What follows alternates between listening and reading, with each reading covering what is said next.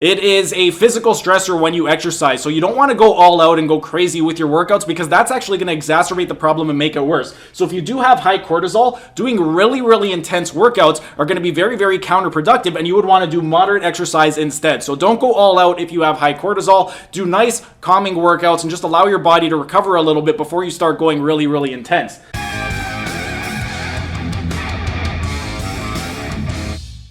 Hey everyone, thanks for tuning in and welcome back to another Carnivore Q&A. Steven here with Team Euphoric, and today we're going to be talking about hormones once again. I've had a few people send me their blood work and ask me to analyze it, so today we're going to be talking about cortisol. What is it? Cortisol is a steroid hormone, and it's commonly known as the stress hormone. And with regard to the reference ranges, it's going to be higher in the morning than at night. In the morning, it is going to be anywhere between 6.2 to 19.4 micrograms per deciliter, and these are the reference ranges. And then in the PM, so in the later on in the day, it'll be anywhere between 2.3 to 11.9 micrograms per deciliter. When you are going for blood work, you would want to get it measured sometime between 7 to 9 in the morning. That's going to be the best time to get it measured. And the optimal ranges, in the morning, you want it anywhere between 10 to 14 micrograms per deciliter. And then in the afternoon and evening, you want it below 7 micrograms per deciliter. Now, in terms of what exactly can cause high cortisol, because cortisol is your stress hormone, things that could cause high cortisol is going to be elevated levels of stress. And with regard to stress, we don't only have mental stressors, we also have physical stressors.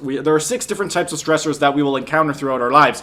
We have physical, mental, electromagnetic, thermal, nutritional, and we also have environmental stressors. So in terms of the symptoms of high cortisol, a few of the things: you may experience anxiety, cravings for sweets, you may have sleep disturbances, you might get mood swings or memory impairment, and you might also get increased belly fat. Now, in terms of natural ways that we can go about lowering our high cortisol levels, number one is going to be to minimize stress. If you are somebody who is very stressed out, take 1 hour every single day to do something that you actually enjoy, or you could do something like meditation, take a hot Epsom salt bath. Just do 1 hour every single day to minimize your stress levels. Another thing is going to be making sure that you get an adequate amount of sleep. If you need help with your sleep and you're not sure how to optimize it, I made a video a while back. You can check it out right up over here. Another thing is going to be moderate exercise.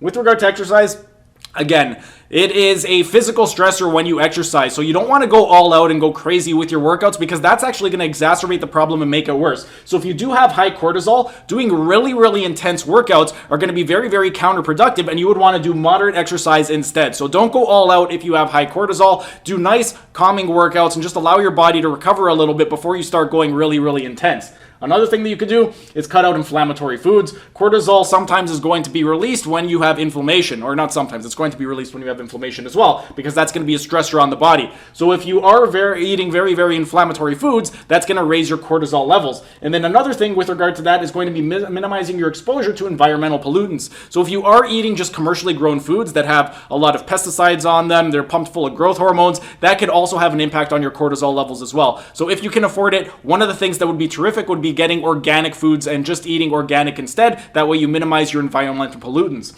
But those are a few of the things that you could do. If you have any questions, go ahead and ask your questions down in the comment section so I can help you guys out. Then next week we're going to be going over some other blood markers that you could check for, so be out on the lookout for that next Sunday at 10 o'clock a.m. If you guys have any questions, go ahead and ask your questions down in the comment section so I can help you guys out. But that's pretty much it for today's video. If you guys enjoyed the video, be sure to smash that like button so I know to keep making these types of videos in the future. And if you're either new to the channel or haven't subscribed yet, be sure to subscribe to the channel and hit the notification bell, as I'm going to be uploading new videos every single day.